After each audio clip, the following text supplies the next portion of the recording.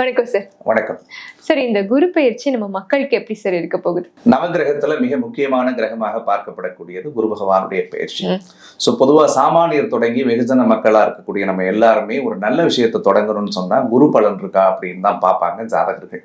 அது கல்யாணம் பண்றதா இருக்கட்டும், காது குத்துறதா இருக்கட்டும், ஒரு வீடு வாங்குறதா இருக்கட்டும், ஒரு பால் காய்ச்சறதா இருக்கட்டும், சுபகாரியம் அப்படின்னு எடுத்துக்கிட்டாலே குருவினுடைய ஆதிக்கம் ஒரு ஜாதகத்துக்கு குரு பலன் தரக்கூடிய இடத்தில் இருந்தால் அவங்க எதை வேணாலும் செய்யலாம் அப்படின்னு நம்ம சொல்லுவோம். சோ அப்படிப்பட்ட நவகிரகத்துல நல்ல கிரகமாக விளங்கக்கூடிய குரு பகவான் கிட்டத்தட்ட ஒரு வீட்டுக்கு ஒரு வருட காலங்கள் இருந்த ஒரு பலன் தருவாரு. சோ இந்த குரு பெயர்ச்சி வாக்கிய பஞ்சாங்கப்படி வரக்கூடிய மே மாதம் 26ஆம் தேதி இப்ப இருக்கக்கூடிய மிதுன ராசியில இருந்து தன்னுடைய அடுத்த ராசியான கடகத்துக்கு பயிற்சி ஆகிறார். சோ 12 வருஷத்துக்கு பிறகு குரு பகவான் கடகராசியில உச்சம் அடைகிறது அப்படின்றது ஒரு மிகப்பெரிய விசேஷம். குரு அப்படின்னு எடுத்துக்கிட்டாலே ரொம்ப நல்ல கிரகம் அப்படின்னு சொல்லுவோம். குரு தனத்துக்குரிய காரகன், பணம். அதே மாதிரி குரு குழந்தைக்குரிய காரகன். குரு கல்விக்குரியவர், ஞானத்துக்குரியவர், அறிவுக்குரியவர், சிந்தனைக்குரியவர் அப்படின்னு நம்ம அடுக்கிக்கிட்டே போலாம். உலகத்துல நல்ல பண்பு எதுன்னு நினைக்கிறோமோ அது எல்லாம் குருவுக்கு பொருந்தும்னு சொல்லணும். சோ அப்படிப்பட்ட குரு பெயர்ச்சியினால 12 ராசிக்காரர்களுக்கும் குருவினுடைய அருள் பூரணமாக இருக்க போகிறது. அதே மாதிரி குரு வரக்கூடிய இடம் மட்டும் இல்லாது குரு பார்க்கக்கூடிய இடங்களும் அற்புதமான பலன்களை ஒவ்வொரு ராசிக்காரர்களுக்கும் தனித்தனியாக கொடுக்கும். ஓகே சார், நம்ம ரிஷபராசினியர்கள் பத்தி பேச போறோம். அவங்களுக்கு இந்த குரு பயிற்சி என்னெல்லாம் கொடுக்க போகுதுன்னு தெரிஞ்சுக்கலாமா? சோ ரிஷபராசிக்காரர்களை பொறுத்த வரைக்கும் இப்போ ராசிக்கு 2ல குரு இருந்தாரு, அடுத்தது 3வது இடத்துக்கு போய் மறைய போறாரு. சோ குரு மறையுது அப்படின்னு சொல்லி கண்டிப்பா அவங்களுக்குள்ள கலக்கங்கள் இருக்கும். ஏன்னா ஏற்கனவே அர்த்தாஷ்டமத்துல கேது வந்ததுல இருந்து ரிஷபராசிக்காரர்களுக்கு இந்த 1.5 வருஷ காலத்துல நிறைய பேர் தூக்கத்தை தொலைத்த ரிஷபராசிக்காரர்கள் இருந்திருப்பார்கள். சார் எல்லாமே இருக்கு, எங்களுக்கு ஒரு நிம்மதி மட்டுமே இல்ல, ஓடிக்கிட்டே இருக்கிற மாதிரி இருக்கு வாழ்க்கை, எங்கடா போய் படுக்கலாம்னு நினைச்சாலும் கூட வீட்டுக்கு வந்துட்டாலே பிரச்சனையா இருக்கு சார், வெளியில வந்துட்டாலே எங்களை விமர்சனம் பண்றாங்க, நான் அன்பா இருக்கிறவங்க அல்லது நான் அன்பை கொடுக்கிற நபர்கள் கூட எங்களுடைய அன்பை புரிஞ்சுக்கலையே அப்படின்னு சொல்லி வருத்தப்பட்ட ரிஷபராசிக்காரர்களுக்கு இந்த குரு பெயர்ச்சி கண்டிப்பா ஒரு நல்ல பலனை தரும். இது எதுக்காக அப்படின்னா 3ஆம் இடம் அப்படின்றது ஒரு ஜாதகத்துல தைரிய வீரிய விஜயஸ்தானம்னு சொல்லுவாங்க. சோ நினைத்ததெல்லாம் நடத்தி கொடுக்கக்கூடிய ஆற்றலை கொண்டவர் குரு பகவான். அவர் உச்சமடையும் பொழுது கண்டிப்பாக ஒரு புதிய தன்னம்பிக்கையும் புதிய தைரியமும் புதுவிதமான முயற்சி முடிவுகளை எடுக்கக்கூடிய ஆற்றலை ரிஷபராசிக்காரர்கள் நிச்சயம் நீங்கள் பெறுவீர்கள். கண்டிப்பா அந்த யோகம் அவங்களுக்கு நம்ம கொடுத்தே தீரணும். அதுல குரு மறையிற இடம் ஒரு பக்கம் இருந்தாலும் குரு பார்க்கக்கூடிய இடங்கள் ரிஷபராசிக்கு ரொம்பவே அற்புதமான இடத்தை பார்க்கிறார். அதுல முதல் விஷயம் 7ஆம் இடத்தை பார்க்கிறார். 7 குரு பார்க்கறதுனால நிறைய பேத்துக்கு காதல் கைகூடக்கூடிய ஒரு வருஷமாக நிறைய பேத்துக்கு காதல் திருமணம் நடக்கும்.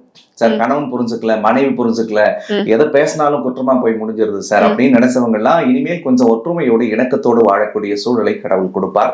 அதே மாதிரி கல்யாண வயசுல இருக்கக்கூடியவர்களுக்கு நிச்சயமாக திருமண பிராப்தங்கள் கூடி வரக்கூடியதாக இருக்கும். மறுமணத்தை எதிர்பார்ப்பவர்களுக்கும் கண்டிப்பாக கல்யாணம் நடக்கும்.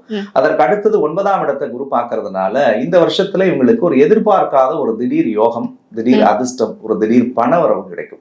இந்த யோகம்ன்றது எப்படின்னா ஒரு புது நபர்கள் அறிமுகமாகலாம், எங்கேயோ இருந்து வரக்கூடிய ஒருவருடைய உதவி உங்களுடைய வாழ்க்கைக்கு ஒரு பெரிய மாற்றத்தை கொடுக்கலாம், அல்லது ஒரு சரியான கைடன்ஸ் கிடைச்சு திறமை இருக்கு உனக்குள்ள, நீ ஏன் இதை செய்ய மாட்டற, இதை நீ பண்ணு, கண்டிப்பா மேல வந்துருவா, ஏதோ ஒரு வகையில அதிர்ஷ்டம். கண்டிப்பா ஏதாவது ஒரு ரூபத்துல அது அதிர்ஷ்டம் அப்படின்னு நான் சொல்றது பொதுவா 100 ரூபாய் வேணும்னு நினைக்கிறவங்களுக்கு ஒரு 1000 கொடுத்தா அதிர்ஷ்டம், 1000 வேணும்னு நினைக்கிறவங்களுக்கு ஒரு லட்சம் கிடைச்சா அதிர்ஷ்டம், லட்சம் கிடைக்கும் போறவங்களுக்கு ஒரு கோடி கிடைக்கும் பட்சத்துல அதிர்ஷ்டம். சோ அதிர்ஷ்டம் நிலைகளை பொறுத்து மாறுபடும். இதுதான் அதிர்ஷ்டம் கிடையாது.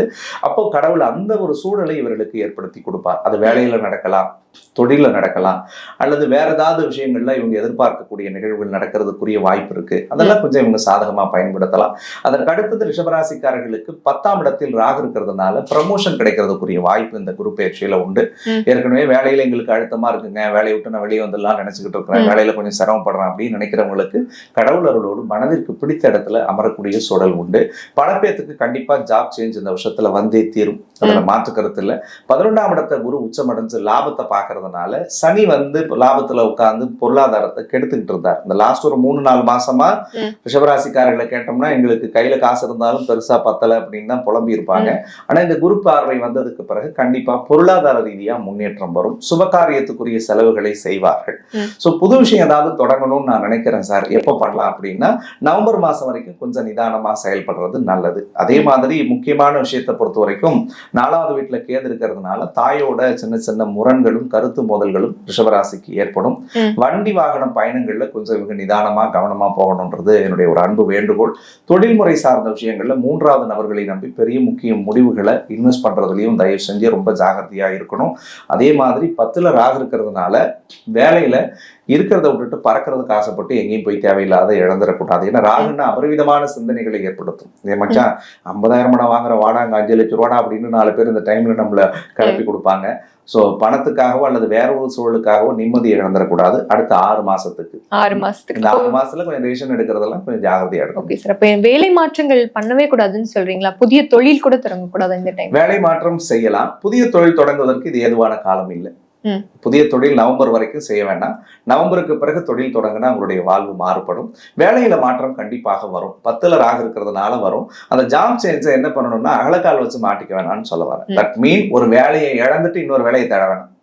இந்த வேலையில இருந்துகிட்டே உங்களுக்கு வேற வேலையில நீங்க பிளேஸ் ஆகி ஆஃபர் லெட்டர் கையில வந்துச்சுன்னா அப்புறம் போய் ஜாயின் பண்ணுங்கன்னு சொல்றேன். Okay sir. இவங்க கவனமா இருக்க வேண்டிய விஷயங்கள் என்னலாம் சார்? முன்னாடி அழகா ஒரு வார்த்தை சொன்னேன். தாயினுடைய உடல் நலத்துல ரொம்ப ஜாகிரதையா இருக்கணும். வெளியூர் பயணம் சாரிமா தாயினுடைய உடல் நலத்துல ரொம்ப ஜாகிரதையா பாத்துக்கணும். அம்மாவோட சின்ன சின்ன முரண்கள் வரும். பல பேருக்கு இடமாற்றம், ஊர் மாற்றம், எல்லை மாற்றம் ஏற்படும்.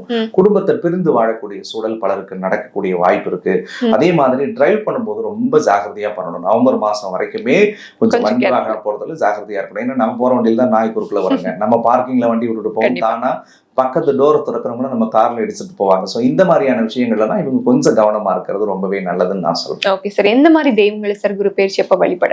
ரிஷபராசிக்காரர்களை பொறுத்த வரைக்கும் 4வது வீட்டுல சுகஸ்தானத்துல கேது இருக்கிறதுனால விநாயகர் பெருமானுடைய வழிபாடு இவர்களுக்கு மிகச்சிறந்த பலன்களை தரும். ஏன்னா கேது தான் ஞானத்தை கொடுக்கக்கூடியவர்.